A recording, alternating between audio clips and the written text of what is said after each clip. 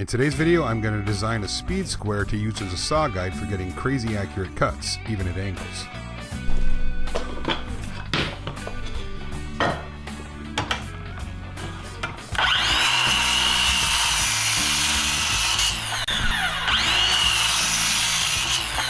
Lots of people use speed squares to get really accurate 90-degree cuts. Well, straight anyway. It's a little bit tricky to line the blade up with the mark that you put on the board.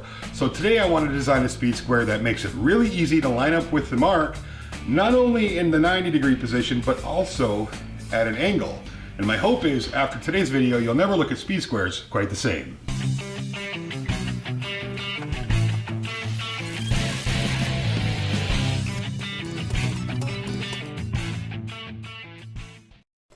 So this is a proof build. I just want to prove the concept, so I'm not being crazy accurate with it. I'm just laying everything out with my compass, and then I have some routing to do, so I'm going to actually route everything out by hand.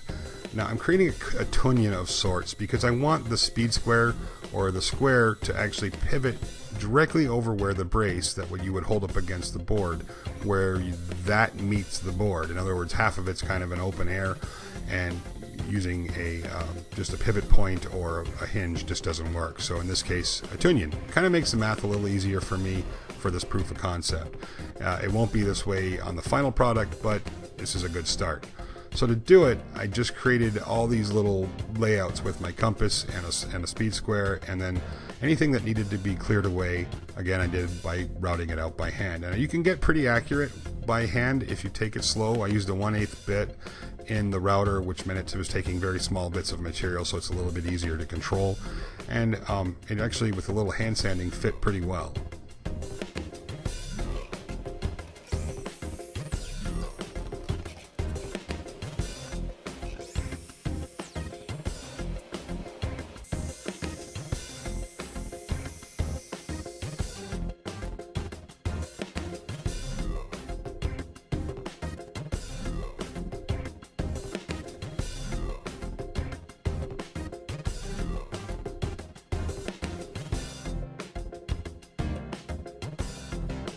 I'm really pretty excited about this project and hope it works out the way I think it's going to. A lot of times where, on a job site or working outside, where you need to cut something very accurately at an angle, and it's just not that much fun to either carry the material into the shop to use a chop box or carry the chop box out to the material when you only have a dozen or so pieces to cut.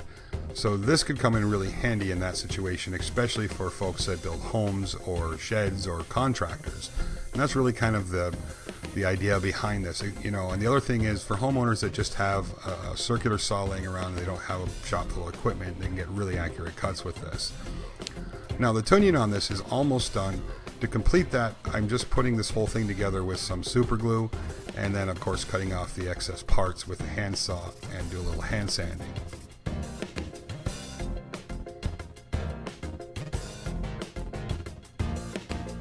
Now that goofy looking thing I'm holding right now is actually the pivot point that will attach to the brace, and the brace is what rides up against the board that we're cutting. So to keep everything clamped in place while the glue dried, I used my little mini cant clamps. There's a link in the description box for people if you're interested in those. I get a lot of questions about those every time I put them in a video, so link in the description box, check it out. So after the glue had dried, I added a screw to, keep this thing held down. After all, it was just glued in place. Now the next thing I need to think about is how I'm going to lock the square at different angles that I want to cut. And to do that, I'm just creating a groove in the square just by drilling 2 holes and then connecting the dots with a compass going from the pivot point of the square. And again, rough build, just cutting everything out by hand. So I'm not expecting a whole lot from this, just to prove the concept. So after I had the groove cut out, I drilled a hole in the bottom brace and then threaded it with a 3/8 locking knob, or a 3/8 knob that'll lock the angles that I want in place. And I did a little hand sanding to make sure that when it was all the way down, it was in a 90-degree position. So the next part of this build is a plunger. And this will make sense at the end of it. You're going to have to stick around till then, till this will make 100% sense.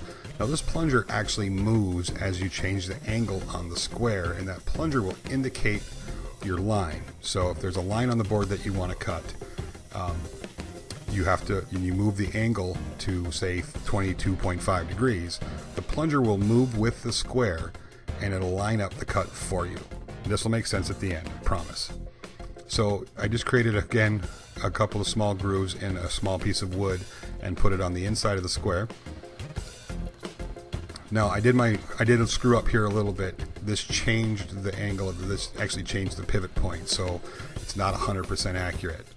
In other words, if I had figured this out prior to putting the tuning in place, there wouldn't be an offset, which you'll see at the end of this video. So now, to get this plunge head to move when I'm changing the angle of the square, I just created a groove in the bottom of the square and I drilled a hole through the plunger, and there's just a drill bit sticking through that rides in that groove, and that moves the plunger. I want to show you how it works. Real simple. If you have a mark that you want to cut, rather than using a speed square and trying to line up the blade with that mark, you simply use the edge of this here, line it up with the mark, and then cut it. And that makes sure that you're right exactly on the mark where you want to be. Now, if you want to cut an angle, to change the angle when you change this, by keeping this centered, I can move this plunger out at a really accurate measurement. So now I can change the angle anywhere between 0 and 45 and put a mark.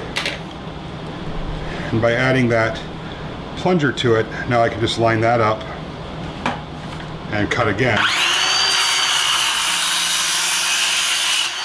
And it's Johnny on the spot. So that's exactly where you wanted to cut, and it's a perfect angle and it's a good cut. So the idea here is to actually create a speed square that works on that premise. We'll see how it works. I still have a little bit of math to do. Hey everybody, thank you for watching. If you enjoyed this build, please consider subscribing, and if you'd like to keep up with what's happening in my shop as it's happening in the shop, check me out over on Instagram. I'll also post progress of the new design for the square, and as always, don't forget to subscribe, check out these other videos, and thanks for watching.